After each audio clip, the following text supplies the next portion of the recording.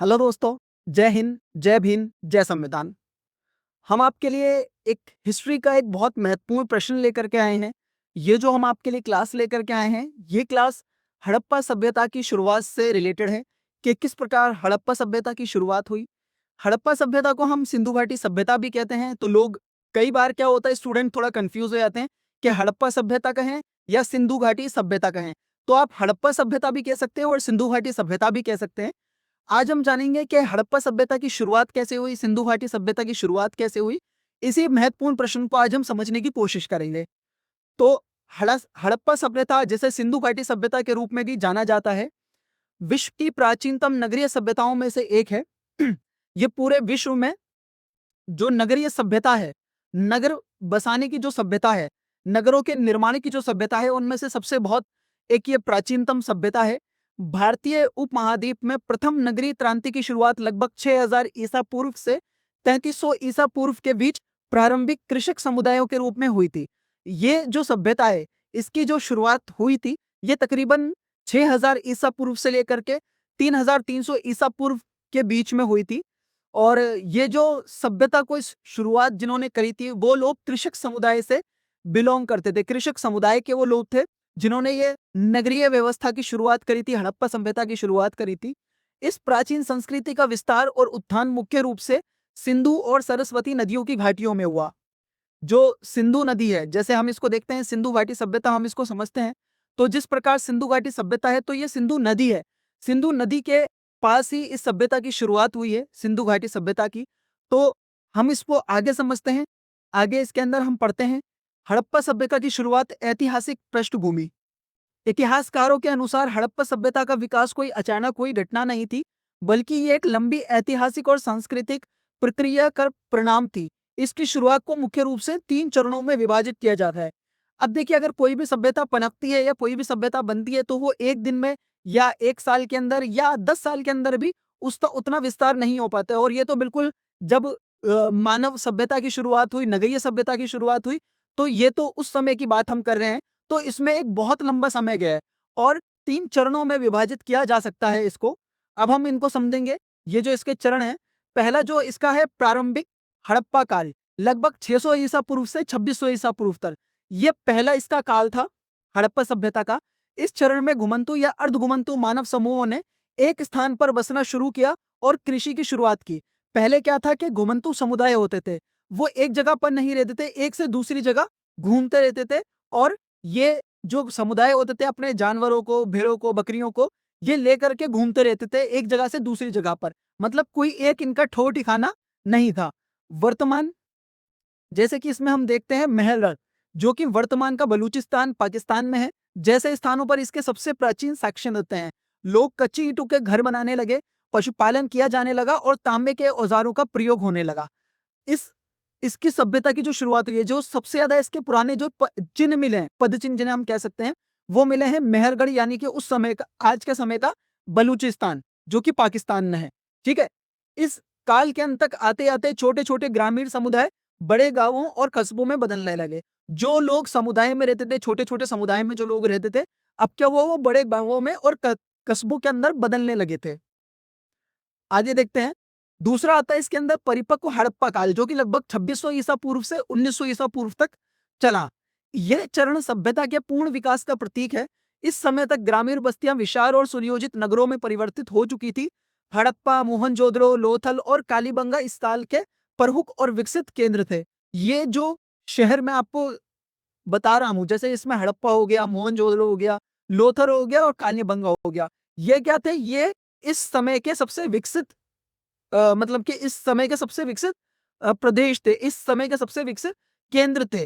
और आपने तो मोहनजोदड़ो मूवी भी देखी होगी, उसके अंदर भी यही हड़प्पा सभ्यता के बारे में बताया गया है और मोहनजोदड़ो शहर की स्टोरी वो दिखाई गई है। नगर निर्माण, पर्यावरण, व्यापार और सामाजिक जीवन अपने चरम पर था। यानी कि जो नगरों का निर्माण हो रहा था और व्यापार और सामाजिक जीवन, ये अपने चरम पर पहुंच रहा था इस समय कालखंड के अंदर। इसके अंदर हम तीसरे चरण पे देखते हैं उत्तर हड़प्पा काल, जो कि लगभग 1900 ईसा पूर्व से 1300 ईसा पूर्व तक रहा। इस काल में सभ्यता का पतन शुरू हो गया था। जलवायु परिवर्तन, नदियों का मार्ग बदलना या व्यापार में गिरावट जैसे कारण माने जाते हैं, जिसके चलते लोग नगरों को छोड़कर पूर्व और दक्षिण की ओर पलायन करने लगे। ये जो समय था तकरीबन 1900 ईसा पूर्व से 1300 ईसा पूर्व तक, इस समय में क्या था, जलवायु परिवर्तन एक बहुत बड़ा कारण था। इस क्लास के बाद हम इसके पतन की भी कहानी समझेंगे कि ये जो हड़प्पा सभ्यता है इसका पतन कैसे शुरू हुआ और क्यों हुआ, उसके पीछे कारण क्या थे। अभी हम इसको सिर्फ ये देख रहे हैं कि इसकी शुरुआत कैसे हुई। इसके बाद मैं एक अगली वीडियो बनाने वाला हूं इसके पतन के ऊपर भी। इसके बाद हम देखते हैं इसका भूगोलिक विस्तार। देखिए, भूगोलिक जो विस्तार था, इस सभ्यता का विस्तार वर्तमान पाकिस्तान, उत्तर पश्चिम भारत और अफगानिस्तान के कुछ हिस्सों तक था।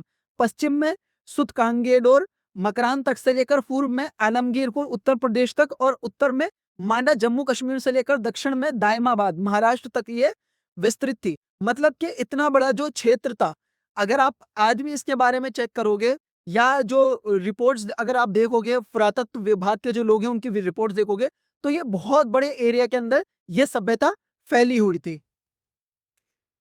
इसके बाद में हम देखते हैं सभ्यता की शुरुआत और विकास के कारण। हड़प्पा सभ्यता के उद्भव के पीछे कई भूगोलिक और सामाजिक कारक जिम्मेदार थे। अब इनके हम कारणों को समझते हैं कि भाई ये सभ्यता कैसे पनप पाई और क्यों पनप पाई। पहला था इसमें उपजाऊ भूमि और जल संसाधन। सिंधु नदी और उसकी सहायक नदियों द्वारा लाई जाने वाली जलोढ़ मिट्टी कृषि के लिए अत्यंत उपजाऊ थी। अतिरिक्त अन्न उत्पादन सरप्लस अनाज ने लोगों को अन्य शिल्पों और व्यापारों में संलग्न होने का समय दिया। मतलब कि जो नदी के साथ बह करके आने वाली जी जो ये जलोढ़ मिट्टी थी ना, वो खेती किसानी के लिए बड़ी उपजाऊ थी और लोगों को उस समय पे क्या चाहिए था भाई, खेती किसानी के लिए ऐसी उपजाऊ जमीन मिल जाए हमें जिस पे हम अपनी खेती किसानी कर पाए। तो ये बहुत बड़ा इस एक रीजन था, ये बहुत बड़ा एक कारण था जिसकी वजह से ये जो सभ्यता है इसने पनपना शुरू करा और इतने बड़े लेवल पे ये बनी और इतने समय तक रही। तकनीकी प्रगति क्या थी? कांस्य ब्रॉन्ज की तकनीक शुरू हो चुकी थी जिससे मजबूत औजार बर्तन और हथियार बनाए गए। यही कारण है कि इसे कांस्य युगीन सभ्यता भी कहा जाता है। मतलब इस समय में क्या था, ब्रॉन्ज जो ये एक तरीके का मतलब के धातु होता है, जो ब्रॉन्ज जो एक तरीके का ये एक तरीके का हम कह सकते हैं भाई धातु है। इसकी क्या थी, ये शुरुआत हो चुकी थी। इसके हथियार बनाए जाने लगे थे, बर्तन बनाए जाने लगे थे और इसको हम कह सकते हैं कि एक तरीके से कांस्य युगीन सभ्यता भी कहा जाता है इसको, क्योंकि कांस जो ब्रॉन्ज होता है उसे कांस कहते हैं। तो इसका भी काफी ज्यादा चलन हो गया था। अब इसमें व्यापारिक देखिए संपर्क क्या रहा। प्रारंभिक अवस्था से ही मेसोपोटामिया और मध्य एशिया के साथ व्यापारिक मार्ग विकसित होने लगे थे। व्यापार में वृद्धि के कारण एक उन्नत आर्थिक व्यवस्था बनी जिसने शहरीकरण को बढ़ावा दिया। अब जब व्यापार बढ़ने लगा, बिजनेस को एक तरीके से बहुत ज्यादा बिजनेस का भी विस्तार होने लगा, तो उससे क्या हुआ कि ये एक आर्थिक व्यवस्था भी अच्छी चल रही थी। ये जो पूरी सभ्यता थी इसकी आर्थिक व्यवस्था भी बढ़िया चलने लगी जिसने शहरीकरण को बढ़ावा दिया। भाई जब लोग बिजनेस डेवलप कर रहे हैं, बाहर से सौदागर आ रहे हैं, बाहर से खरीदार आ रहे हैं, तो उससे क्या है, शहरीकरण भी बनता है। क्योंकि लोग अब अगर कोई अच्छी जगह पे बिजनेस करेगा तो ऑब्वियसली उसका बिजनेस भी अच्छा ग्रो करेगा ना। लोगों की पहचान कैसे बनती है? एक अच्छी अपनी इमेज दिखा करके भी। एक अच्छा एक प्लेटफॉर्म रहेगा तभी तो लोग आएंगे ना बिजनेस के लिए भी। अब इसकी प्रमुख विशेषताएं जिसमें शुरुआत को एक आधार दिया। पहला था इसमें नगर नियोजन और वास्तुकला। हड़प्पा और मोहनजोदड़ो की सबसे बड़ी विशेषता उनकी ग्रिड आधारित टाउन प्लानिंग थी। सड़कें एक दूसरे को समकोणों पर काटती थी। पक्की ईंटों से बने बहुमंजिला घर, हवादार कमरे और बेहतरीन जल निकासी ड्रेनेज सिस्टम प्रणाली थी, है ना। मतलब क्या था कि एक तो जो सड़कों का निर्माण था, जो गलियां थी और जो नालियां थी, वो उन्होंने इतने बेहतरीन सिस्टम से बनाया था, तो वहां पर क्या पानी की किल्लत नहीं होती थी, पानी बढ़ता नहीं था। ड्रेनेज सिस्टम बहुत बढ़िया बनाया गया था इस टाउनशिप की प्लानिंग के अंदर। तो ये एक तो बहुत बढ़िया एक शुरुआत थी। लोग कमरे जो थे हवादार कमरे बना रहे थे, कच्ची ईंटों के मकान बन रहे थे, बहुमंजिला इमारतें बन रही थी, है ना। आज भी हम गाँवों में देखते हैं तो वहां पर क्या है, छप्पर पड़े हुए हैं और लोग सिर्फ ग्राउंड पे रहते हैं, ग्राउंड फ्लोर पे। पर उस समय में ये सोचो आप कि उस समय में लोगों ने बहुमंजिला इमारतें बनानी शुरू कर दी थी, हवादार कमरे बनाने चालू कर दिए थे।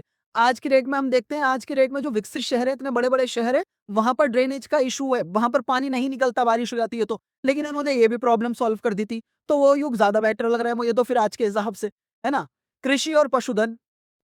सिंधु घाटी के लोग गेहूं, जौ, मटर, तिल और कपास जैसी फसलों का उत्पादन करते थे। वे गाय, भेड़, सुअर और भैंस को पालते थे। यानी कि वे लोग क्या कर रहे थे, एक तो पशुपालन कर रहे थे, दूसरा क्या कर रहे थे, वो कृषि भी कर रहे थे। कृषि और पशुपालन दोनों साथ लेकर के वो चल रहे थे। शिल्प और मोहरे। विभिन्न प्रकार के मन के आभूषण और उत्कृष्ट मोहरे सील्स बनाई जाती थी जो व्यापार और प्रशासनिक कार्यों में उपयोग होती थी। बताइए उस समय भी ये लोग मोहरे बना रहे थे। मतलब कि आप ये सोचो कि अगर मैं ईसा पूर्व 6000 सालों की बात करूं और 2000 ये भी जोड़ी, यानी कि 8000 साल पहले ही इतना ज्यादा ये लोग काम कर रहे थे, इतना ज्यादा ये लोग डेवलप कर रहे थे अपने आप को। चलिए मैं 8000 की बात नहीं करता, 5000 की बात करता हूँ। तो 5000 साल पहले ऐसी इनके पास टेक्निक थी, मोहरे वगैरह, आभूषण वगैरह, ये सब कुछ बनाना चालू कर दिया था इन लोगों ने, है ना। तो सोचने वाली बात है कि कैसी ये सभ्यता थी, सिंधु घाटी सभ्यता। इसका खोज का जो इतिहास है, हड़प्पा सभ्यता इतनी प्राचीन होने के बावजूद सदियों तक जमीन के नीचे दबी रही। इसकी खोज की औपचारिक शुरुआत 1921 में दयाराम साहनी द्वारा हड़प्पा नामक स्थल की खुदाई से हुई। हड़प्पा एक शहर है, एक जगह है, वहां पर किसने खुदाई चालू करी? 1921 में दयाराम साहनी ने। ठीक है। इसके बाद 1922 में राखाल दास बनर्जी ने मोहनजोदड़ो के अवशेष खोजे। इस शहर के जो मोहनजोदड़ो, इसके अवशेष किसने खोजे थे? 1922 में राखाल दास बनर्जी ने। वर्ष 1924 में भारतीय पुरातत्व सर्वेक्षण एएसआई के तत्कालीन महानिदेशक सर जॉन मार्शल ने संपूर्ण विश्व के सामने इस एक नई, उन्नत और प्राचीन सिंधु घाटी सभ्यता के अस्तित्व की घोषणा की। मतलब जो इसके महानिदेशक थे उस समय के, वो थे सर जॉन मार्शल। इन्होंने क्या करा? पूरे विश्व के सामने ये जो सभ्यता की, इसको ओपन करके रखा, दिखाया कि जी देखो, तकरीबन आज से 5,500-6,000 साल पहले भी इस तरीके की सभ्यता, नगरीय व्यवस्था थी, जो जमीन में दब चुकी है अब, है ना। इसका निष्कर्ष अब हम अगर देखें तो हड़प्पा सभ्यता की शुरुआत खानाबदोश जीवन से कृषि आधारित समाज और फिर एक विशाल नगरीय साम्राज्य के रूप में क्रमिक विकास की एक शानदार कहानी है। इनकी उत्कृष्ट जीवन शैली, स्वच्छता के प्रति जागरूकता और शांतिपूर्ण व्यापारिक दृष्टिकोण आज के आधुनिक समाजों के लिए भी प्रेरणा का स्रोत है। मतलब कि अगर हम देखें उस समय पर इन लोगों ने कितनी अच्छी एक व्यवस्था बना ली थी, कितना अच्छा शहरीकरण कर रहे थे ये लोग। अगर हम इस सभ्यता को जाने और समझे कि पहले लोग ये खानाबदोश थे, फिर उन्होंने क्या करा? पशुपालन चालू करा, खेती किसानी चालू करी। खेती किसानी के बाद में इन्होंने क्या करा? फिर नगरीय एक तरीके से पूरे नगर का नगर बनाए जाने लगे, पक्के मकान बनाए जाने लगे कच्ची ईंटों से, है ना। तो ये एक बहुत एक बेहतरीन सभ्यता को आज हमने समझा है। अब हम अगली क्लास के अंदर इस सभ्यता के पतन के बारे में पढ़ेंगे। अगर आपको ये वीडियो अच्छी लगी हो, वीडियो को लाइक करें, पेज को सब्सक्राइब, फॉलो करें। हम आपके लिए हिस्ट्री की ऐसी ही क्लासेस और लाते रहेंगे। Thank you so much.